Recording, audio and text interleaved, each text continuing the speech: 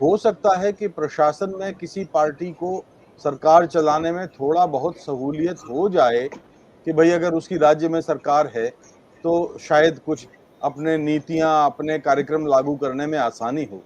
लेकिन अगर उनकी पार्टी की सरकार नहीं भी है, तो भी एक निर्वाचित सरकार तो है, एक प्रदेश की चुनी हुई सरकार तो है। जी। तो जो और वो सरकार अपने संवैधानिक दायित्व का निर्वाह करेगी और वो अपने प्रदेश के हित के लिए काम कर रही है।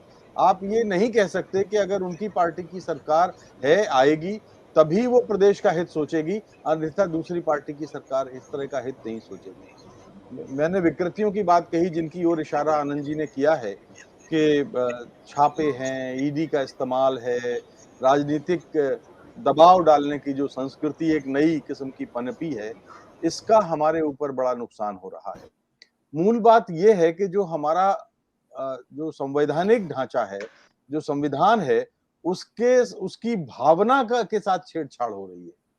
और भावना के साथ छेड़छाड़ की जब मैं बात करता हूं, तो उन संकल्पों की बात करना सबसे पहले होगी कि जिनकी ओर हमारा संविधान बहुत ही स्पष्ट शब्दों में कहता है कि कोई किसी तरह का भेदभाव भारत के नागरिकों के साथ नहीं होगा। ना सामाजिक गैर बराबरी होगी, ना आर्थिक भेदभाव होगा, ना कोई लैंगिक आधार पर भेदभाव होगा, ना कोई और किसी आधार पर कोई फर्क आएगा। दूसरा उसमें जो बड़ी मूल भावना यह है कि धर्म के आधार पर लोग टकराएं नहीं, इसलिए धार्मिक स्वतंत्रता और धार्मिक जो जो अधिकार हैं उनके मामले में संविधान बहुत ही साफ करता है। आप किसी भी उसमें ये कहता है कि चाहे कोई भी मजहब हो, कोई भी हो, सरकार के प्रति और न्यायपालिका और व्यवस्थापिका और कार्यपालिका के प्रति लोगों का भरोसा होना चाहिए। देश में न्याय मिलने का भरोसा होना चाहिए। किसी भी कट्टरपंथी समूह या उन्मादी भीड़ के नियंत्रण में हमारी व्यवस्था नहीं होनी चाहिए। मेरा ख्याल है कि जो आज आज आपका आपने जो अपने शुरुआती संबोधन जो किया है, उसमें सबसे गंभीर इशारा इसी बात पर है कि जिस तरह से हमारे उस बुनियादी स्ट्रक्चर को अब नुकसान पहुंचाया जा रहा है, वो हमारे लिए कहीं गंभीर चिंता की बात है।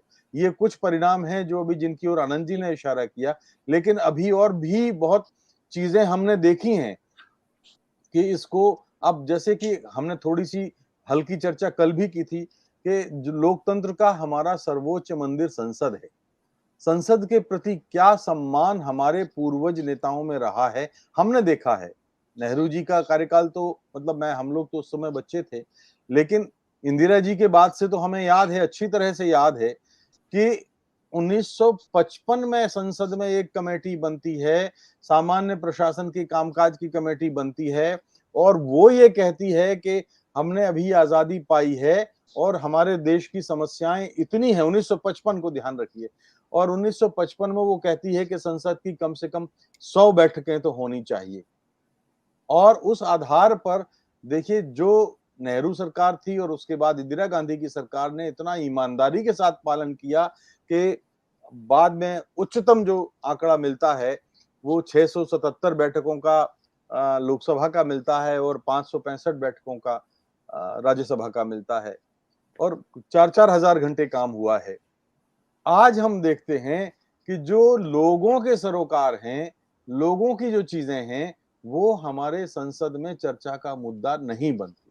बिल्कुल, जो बिल्कुल। लोगों की आजादी है, शिक्षा के समानता के साथ, सम्मान के साथ जीने के अधिकार की आजादी है, उन अधिकारों का अगर हनन हो रहा है, तो उस पे चर्चाएं ना के बराबर होती हैं। हमने एक दो खानों में इस देश को बांट दिया है, एक बहुसंख्यक है, एक अल्पसंख्यक है और माफ कीजिए क्या अल्पसंख्यक क्या इस देश की मतदाता नहीं है?